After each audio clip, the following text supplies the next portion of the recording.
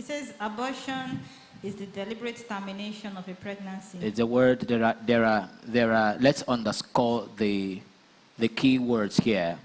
Number one, Deliberate. Deliberate. So intentional. So it's not an unintentional termination. So if it's not unintentional, what would that be? Miscarriage. Okay, so if it's not intentional, it either happened as, and you call that miscarriage. Even though some factors that could have been your own actions, but ignorantly. So if it's not unintentional, what would that be? You terminating your baby. For example, if you leave you take drugs or you take certain things that can then cause your baby to flush or to be terminated, or your pregnancy to be terminated. But in that case, it's still not intentional, because the purpose of taking that was not to terminate the child. So it must be, number one, what's the key word here? It must be deliberate. Your intention is to terminate. And then say it again. Deliberate termination of a pregnancy. So there is a termination. A pregnancy has a period that it should last, and then the baby comes out. So to terminate means the baby is not coming out alive, so you kill the baby. And then termination of a pregnancy.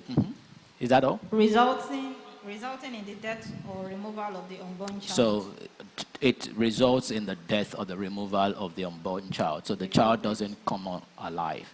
So let's look at the key words again. Number one, it is deliberate. And two, you're terminating. Three, the child dies and it's removed from the womb. So we can get clearly where that is. And it is definitely intentional. Okay? So whether by you or by somebody else, it's intentional. Okay, let's look at a few scriptures, and then we will probably then look at a situation where, if you look at that those picture, you see some things around stop abortion. You see some safe abortion is human right. Right? There's something around that people call safe abortion. So you can intentionally terminate a baby and people call it safe.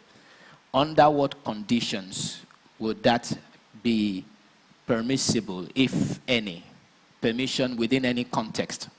Can we look at that? Okay? And so you find also some people say keep abortion legal.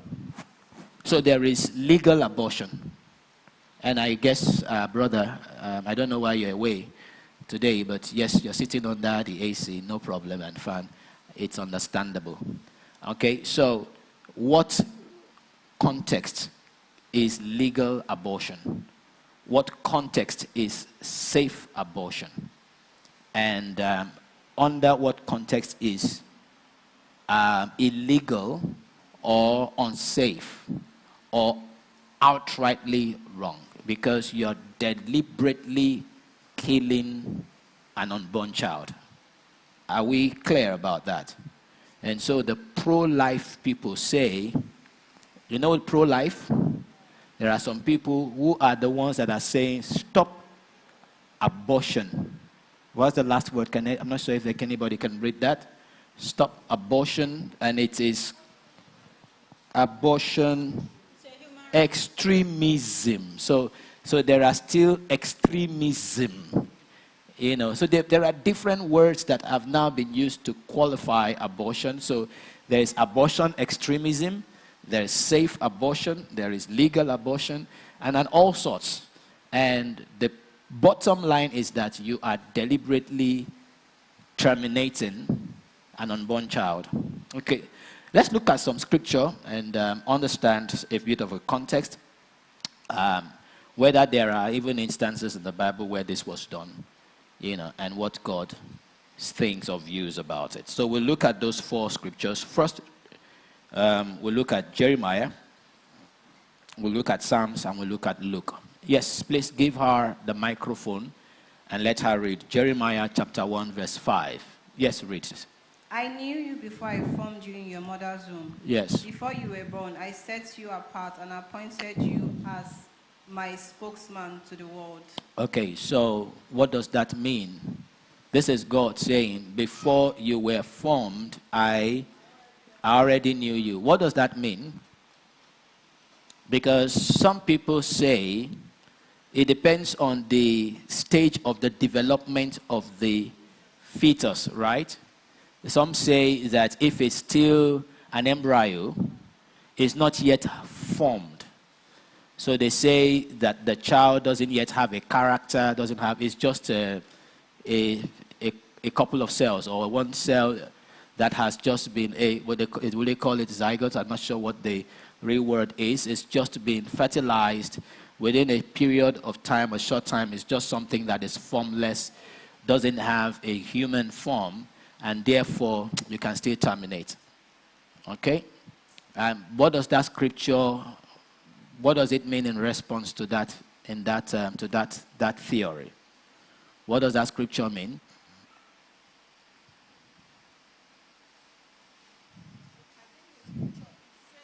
Let's have the microphone. What does the scripture mean?